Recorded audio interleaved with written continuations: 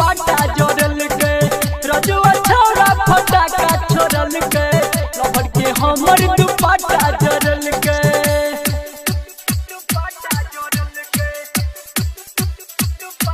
music by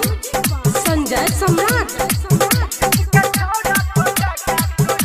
presented by Maa music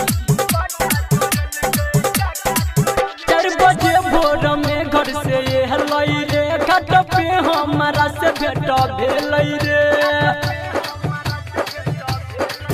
4 बजे भोर में घर से हलई रे घाट पे हमारा से भेट भेलई रे दीनानाथ के रंग देखे लगे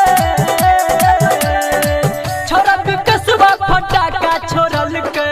लवर के हमर दुपट्टा जोड़ल के छोरा मनीषवा फटाका छोड़ल के लवर के हमर दुपट्टा जोड़ल के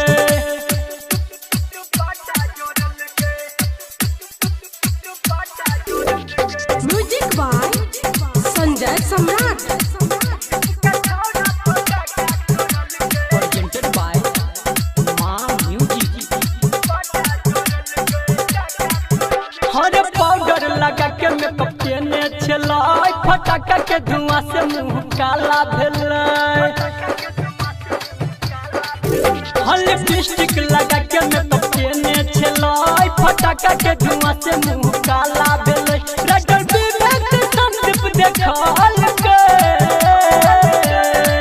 छोरा पंकजवा फटाका छोड़ल के लवर के हमर दुपट्टा जोड़ल के छोरा यशस्वा फटाका छोड़ल के